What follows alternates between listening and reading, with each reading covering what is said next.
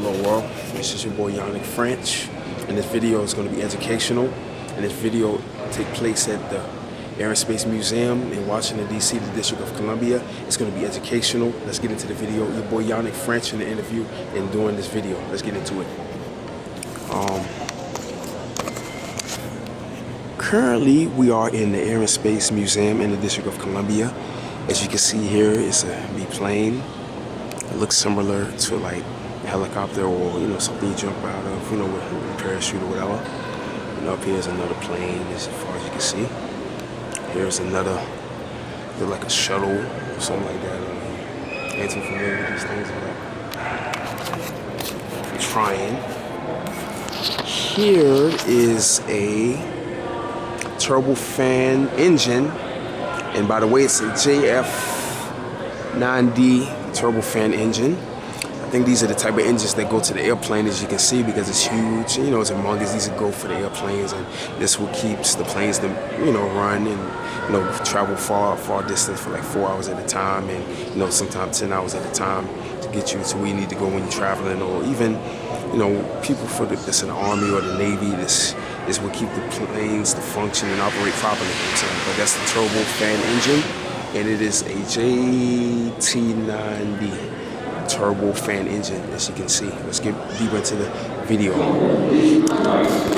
And the Air and Space Museum, education only. Okay, right here says the Golden Age flight.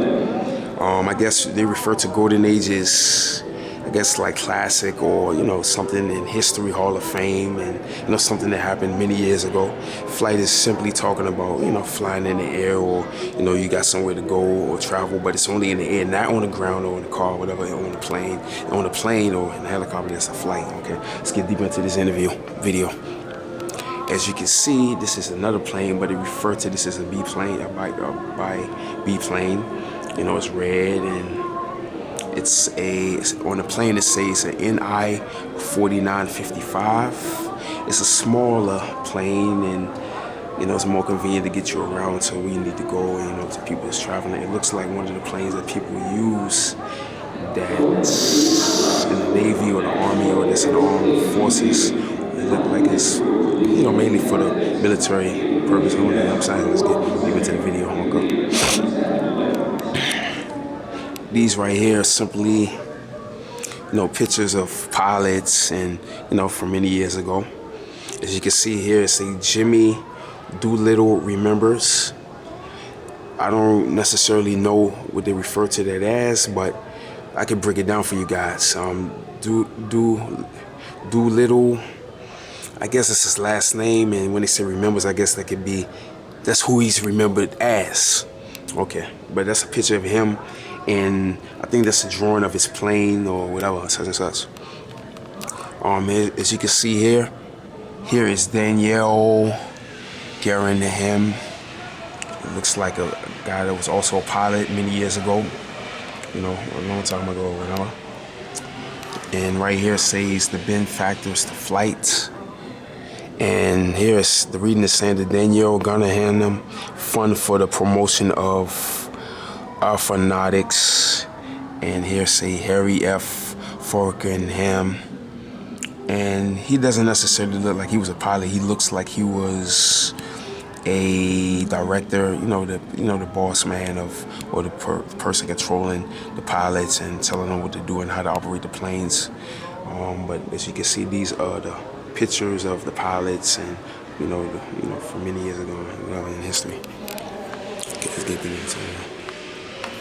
Here are some B-planes. As you can see, these are like smaller versions of them. They use these as like souvenirs, or even refer to them as toys. I know a lot of kids would like to have some of these because many of the youth and adults, they like flying in airplanes, and just to have this as a souvenir in your house, or what is in your living room and your bedroom, is pretty cool and neat. Let me get into some reading here. Right here it says, let me read it for you. Laird Swallow, 1920. The Laird Swallow was not a rebuilt Army machine, but an entirely new airplane built to overcome the shortcoming of war breed machines such as the Jenny flyers were quick to recognize the possibilities of the Swallow with its distinctive features of small overall dimensions, minimum weight, and moderate horsepower. These and other qualities, such as general adaptability and remarkable performance, made it a favorite with pilots who flew it for fun and profit. And at the bottom, it says here, Crew J, and the passengers. The total of the passengers were 1 to 2 passengers. As you can see, it say wingspan 10.9 millimeters, 36 feet. As far as the length, 7.1 meters, 23 feet, 4 inches. As far as the height, 2.6 meters, 8 feet and 8 inches. As far as the weight, 793 kilograms, so 1,750 pounds. The maximum speed, 135 kilometers, and it flew up to a distance of 84 miles per hour. It traveled real fast, as you can see, and the model scale was a 1/16, and it was built by Robert Gurrican. And these are the B planes right here. These are like little souvenirs you can keep, and they have this on showcase in the Air and Space Museum in the District of Columbia, and these are just souvenirs, and they have them on showcase in the museum. Let's get into some more reading. As you can see here, it says a number of aircrafts were designed around the OX-5 engine. Several of these machines are represented here, and when you hear the word represent, it's letting you know what's in front of you, or what's being showcased, or what's the person's name, or what the thing is called, or whatever. That's what represent means to people who don't have an understanding. Let's get into this reading right here. Right here it says Waco 10, 1927, tucked away in the memory of literally thousands of fond recollections of a happy association with the friendly and thoroughly enjoyable Waco 10 biplane. Its trimline, simple beauty, and pleasant character made it extremely popular with the small operator and private owner who used it for many purposes. The Waco 10 was so popular that more than 350 were built and sold in 1927 alone. So what that simply means is that it was very popular, a popular plane back in the days, and 350 were made. Or it wasn't no more than that because they were still new, and it was just invented, so it wasn't going to be more than that. The reading here says crew 1, passengers 1 to 2. The wingspan, it says 9.3 meters. It says 30 feet 7 inches. The length 8.1 meter, 26 feet 6 inches. The height 7.7 meters, 9 feet. The weight 917 kg, 2,129 pounds. The maximum speed, it traveled a distance of 97 miles per hour, and the model scale is 1/16, and it was built by Andrew F. Lynch. And let's get into some more reading down here. It says Curtis J.N.A.D. Curtis Jenny J.N.A.D. 1917. The long production life of the Jenny, its status as the principal American and Canadian trainer of World War I. Why do they have this stuff written like this, man? They got this stuff written a little wrong. All right, let's get back into the reading. And its unique position in the early post-war years of America's civil aviation gave the Jenny a fame far exceeding its capabilities, though most memorable reputation of the Jenny was earned at the hands of civil pilots in the years 1920 through 1926. Former military pilots, as well as some who learned to fly after the war, thought Jennies by the hundreds and set out through the country to earn money carrying passengers. put in on blah blah blah. As you can see, the reading right here says crew 1 passengers. It carried a number of 2 passengers. The wingspan, it was 13.3 meters, 43 feet, 7 inches. The length was 8.3 meters, 27 feet, 4 inches. The height was 3 meters, 9 feet, 10 inches. The weight was 870 kg. The pounds was 1,923 pounds. The maximum speed was 121 km, and it traveled at a speed of 75 miles per hour, and the model is 116. Okay, let's get back into the video. As you can see, this is a Curtiss OX-5, and simply what that is an engine of the big plane.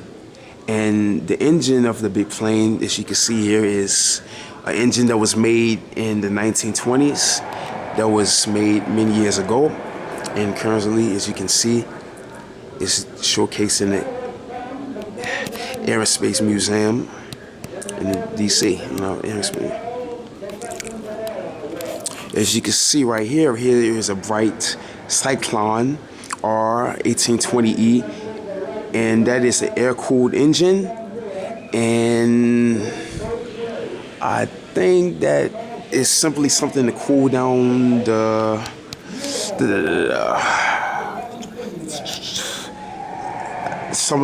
something to actually keep the biplane moving, and that sort of thing, But this is a air-cooled engine, and that was made in the 1920s too, as you can see. It was made in the 1920s.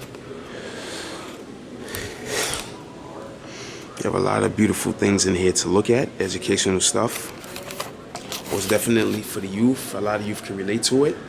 Sometimes it's good to do stuff that can stimulate your mind and educate yourself, and it makes you smarter. And learning new things every day, there's nothing wrong with that. It makes you smarter. It makes you well-rounded. The well-rounded you are, you have more opportunities to go out here and get employment, and you get more respect for having knowledge, and people view you a different way, and people treat you different.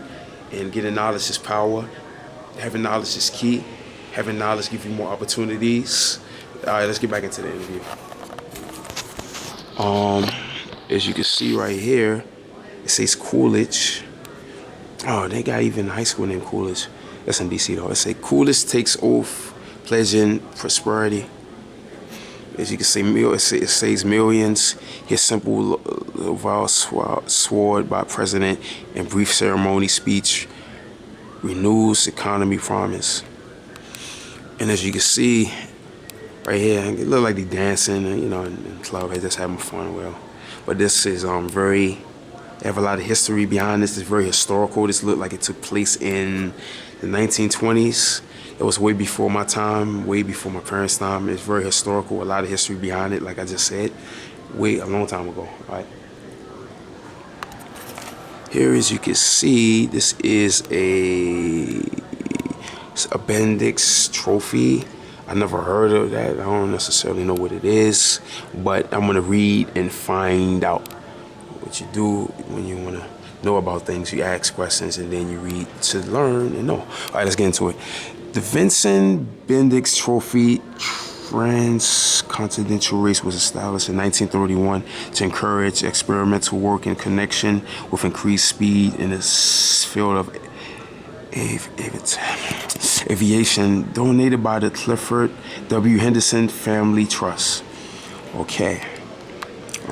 As you can see here, say 1931, Major James H. Doolittle. 1932, Cap James H. It's 1933.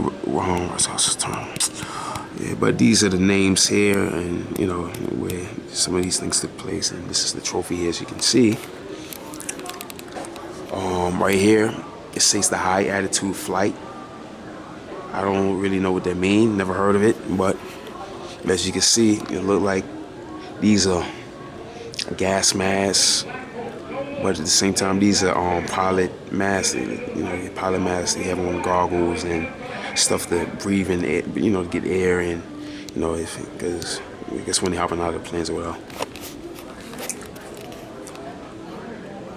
These are.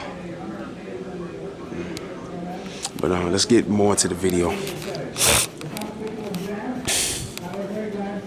Let's get more into the video. As you can see, this is another biplane. It's a Polar Star Ellsworth Trans Arctic Flight. I don't know.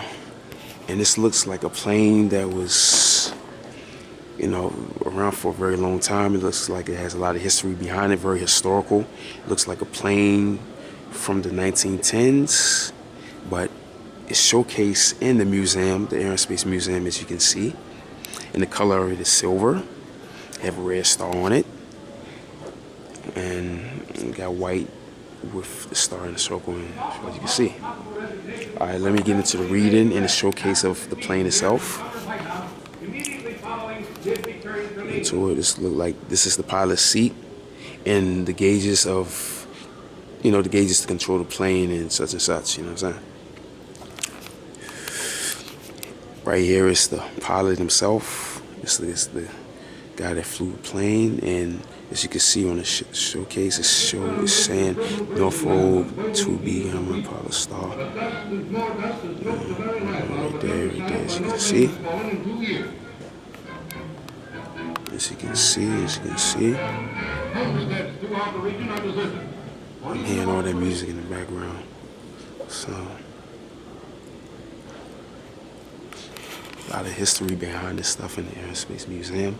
Being in the Air and Space Museum could be a lot of fun. To learn about different aircraft, airplanes, private jets, shuttles.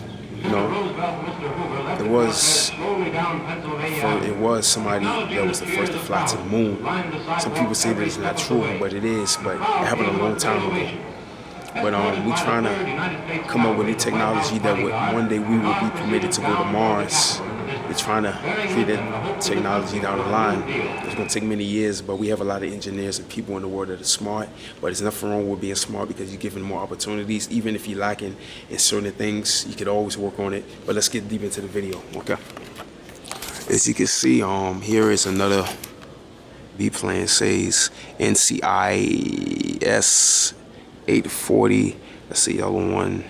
That one was around a long time. Looked like it has some history behind it. Probably from the 1910s. And right here, CR 25AY. Another one, as you can see. Don't doubt yourself and your capabilities, because you can get better each day. You know, as long as you're trying to do these kind of things, you can always improve on yourself. Some people will still be scared to do it, so don't judge me. All right, let's get back into the video. Trying the best I can do. Okay, as you can see, here are a couple of pictures of the aircrafts and the pilots and the people that flew the planes and the locations and where they traveled, and you know, such and such and such. As you can see.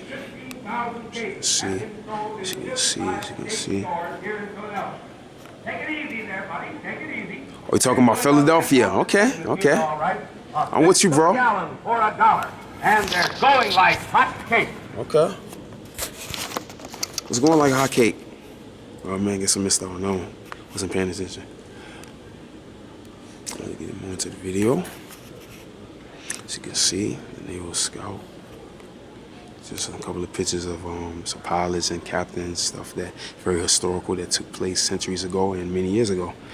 You know, and it's showcased in the Air and Space Museum, as far as you can see. Right here, it says the aircraft carrier, capital ship of the future. These are showing like ships, you know, of the U.S. Marine Corps, aviation, you know. These are like stuff like when people was in the Navy and the Air Force and things like that. So that's sort of nature in the Navy. Well, this is more a showcase of them in the Navy and service and stuff like that. Aircraft with the U.S. Navy. These are the different planes, and they are showcasing some pictures of the planes in the pictures. If you can see, this is a mannequin or a person that was in the Navy dressed up in a uniform, while being in the Navy. As you can see here, displayed in the showcase. I have on Bluetooth. So they give you more of a reason to understand why I should go to the Navy too. Just saying. Okay, as you can see, here's some more pictures and he's showcasing some planes. Right here it says attack. Don't know what that means, but I'm reading as I go along. You know what I'm saying? Right here say pursuit. Observation. There's another plane. Up here, aircraft of the Army Air Corps. Here are some more pictures and logos, but this is like comics. This stuff like you can find a comic book just by the way it's written and drawn out. As you can see, like the little writers to the side of the pictures and the way it's written. Just saying. Okay, right here it says the Army is ready and the mails will go through. I don't know what that means, but it's just random. I'm just reading as I go along. But we in the Aerospace Museum. This is some very educational stuff. It's some very cool stuff. And there's nothing wrong with learning new things every day, because the more you know, you can be more beneficial to other people. You can help people out by your knowledge. Knowledge is key. Knowledge is power. It's better to have knowledge and be smart than have a lot of money and be dumb. Just saying. Facts. Right here, it says General Headquarters, GHQ, Air Force, a giant step towards independence. Here it's saying 1935 through 1939. I'm just reading this as I go along. The Army Air Arm. What is that supposed to mean? The Mitchell era, 1919 through 1925. A decade of progress, 1920, 1919. And getting ready to leave, where they're showcasing the planes. We're ready to leave right now. Leaving out of here now. Leaving out of here now. Yep, we're ready to leave. Yep.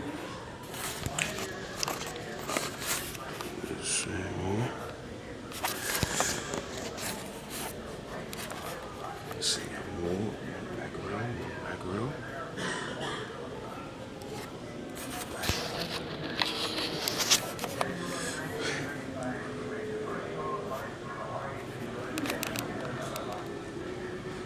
As you can see, it says Grief Trophy. And it's a nice trophy right there, nice and shiny. They have a lot of history behind it, very historical, a lot of history. When was this trophy around? What decade is this trophy from? Let's see. This trophy was made in, let's see, when was this trophy? Well, it's saying here that the person won the trophy in 1934. So it was given to them in 1934. But it's still a nice trophy, and the name of it is called the Grief Trophy, and it's a silver trophy. And definitely look very articulate. It looks sophisticated. It looks, it's nice. So more.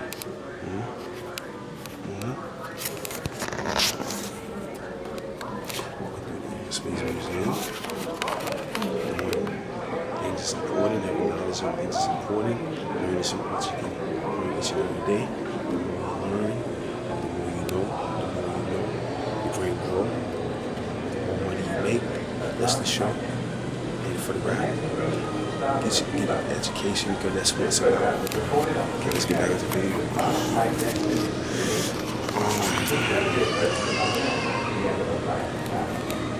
Right here sees the military jet crewsman's equipment. People that's normally in the military, like 90% of the time, or in the army, they wear they walk around with guns and bulletproof vests, and they have a lot of camouflage, and a lot of the veterans and people that was in the military was in like a Vietnam or Iraq or Afghanistan, Pakistan. Normally when you're in the military, you're in a war, and they refer to the military as the army. As you can see here are the different helmets. As you can see, these are the protective helmets. This helmet right here is from 1944, and this helmet is an experimental protective flying helmet which was made in 1944. This helmet right here is a improvised protective flying helmet. This one is from 1945, as you can see. This one right here is a U.S. Navy protective helmet type H1, and this is from 1948, as you can see. And this one right here is missing. I guess the green is missing. Why did he do that? Okay, let's go back. But anyhow, this just says U.S. Air Force protective flying helmet type P1A 1949, but it's not it. This one right here is a USAF protective flying helmet type P-848, and this was made in 1956, as you can see. This is a USAF full pressure helmet type MA-2, and this was made in 1960, as you can see here. It's a 29 on there. A couple years, I'll be 29.